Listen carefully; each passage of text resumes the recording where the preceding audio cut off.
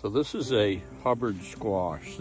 I planted this as a trap crop, sort of, or diversion crop, whatever you want to call that, because squash vine borers are supposedly love these more than any other, which I can believe, because as you can see, the top of that wilted.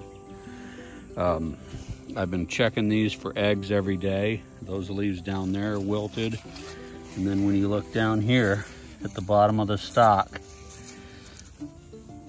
you can see where the squash vine borers went in and basically severed the root of this plant. And it's a goner. I mean, I don't think there's any surviving that. So I saw the squash vine borer moths out here. I killed one of them yesterday flying around, but anyway, that plant's probably a goner. I don't see any coming back from that. And there's another one right next to it, and I just checked that, and I don't see any issues with it, but who knows. We'll see how these other squash survive, or if they survive. I've got a lot of them out here,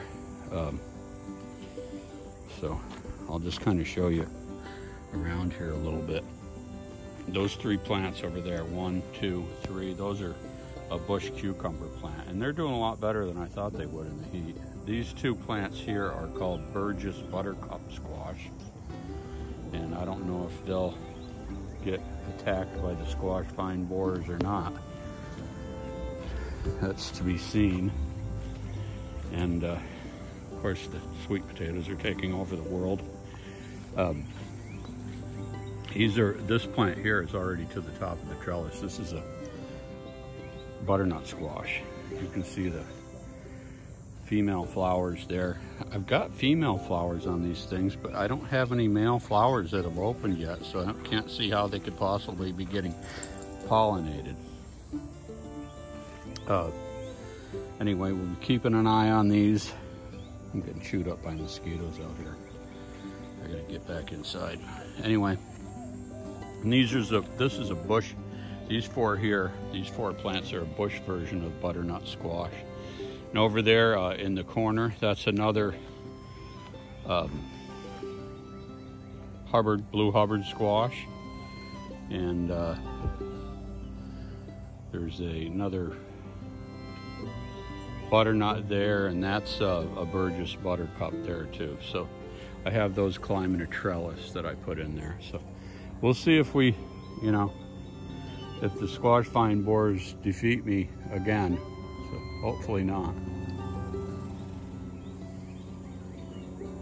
So this morning I decided to try to dig the squash vine borer out of this thing, and getting down in there, I realized that it just destroyed the very base of the plant. So you can't recover from that. Even if it did survive, would it have actually produced anything? I don't know. It had a lot of new shoots on it that would have had blossoms, as you can see right there. They're all the way up the stalk, but I think, I was said earlier in the video that I killed a squash vine borer out here yesterday that was flying around these two plants. And what I think is that the one that I killed was the one that emerged from the stalk of this plant, because when I dug in there, I didn't find any remnants of an actual squash vine borer larva, which is a white, ugly looking worm. If I find one, which hopefully I won't find any more of them, but if I do, I'll take a picture of it and show you guys what it looks like. So yeah, squash vine borers are a nemesis of a lot of gardeners, and at least I know in the eastern side of America. I've heard some of the people that I follow on YouTube, that are West Coast gardeners, say they don't have them out there. So good on them. I wish I didn't have them, because they suck.